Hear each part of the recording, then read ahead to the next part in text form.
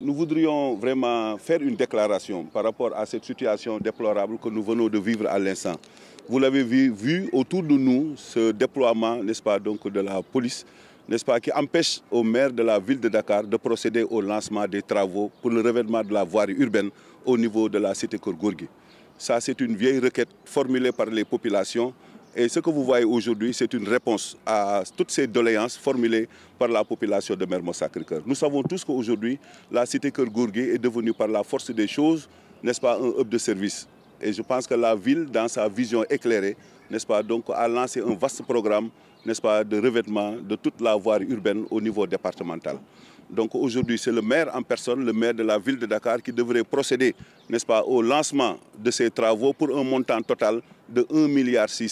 En plus, bien entendu, du programme, n'est-ce pas, d'assainissement. Parce que le véritable problème au niveau de la cité Keur Gorgui, c'est un problème d'assainissement. Il fallait d'abord régler ce problème structurel avant de procéder justement au revêtement, n'est-ce pas, donc, de la voirie urbaine. Donc, mais malheureusement, nous avons vu aujourd'hui que peut-être la police qui a reçu des instructions fermes pour empêcher justement au maire de procéder au lancement de ces travaux. Donc on s'en limite à ça. Donc on ne pourrait pas aller au-delà de cette déclaration que nous venons de faire.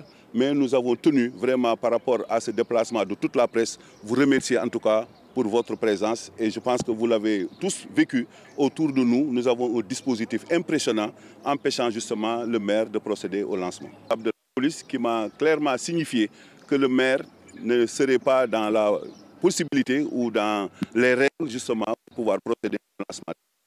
Bon, am nañu yaakaar ci sunu justice et je pense qu'aujourd'hui nos conseils dugal nañu un recours en annulation sur la décision qui a été prise pour révoquer le maire de Dakar. Donc on attend toujours. Nous sommes des démocrates, nous sommes dans un état de droit où il y a des règles, n'est-ce pas, de fonctionnement. Donc ñun dañuy mën a tënku ci loolu di xaar.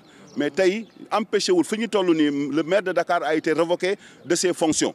Mais il a 10 jours pour introduire un recours. Ba fi may wax ak yéen ni tey nii il est encore maire de la ville de Dakar.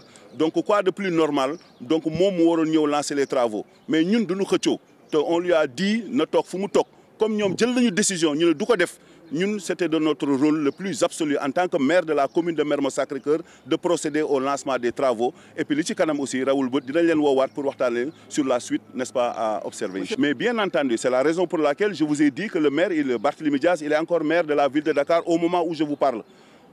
Il a 10 jours pour introduire un recours. Donc tey waroon na mën a ñëw def li mu def ni tey lancer les travaux ni ko population bi ñaane aussi. C'est quelqu'un qui est bien conscient des enjeux de l'heure et il s'est toujours donné les moyens pour répondre efficacement et d'une manière efficiente en tout cas aux aspirations du peuple de Dakar. Donc dynamique boobu lañ nekk tey loolu la waroon def tey mais ñu gis ni que ñu ngi ko nar a empêcher mais ñun dañuy delluwaat fi ñu nekkoon aussi am yaakaar ci sunu justice aussi. Mais vous constaterez vous-même que tey nii Barthélémy est encore maire de Dakar au moment où je vous parle.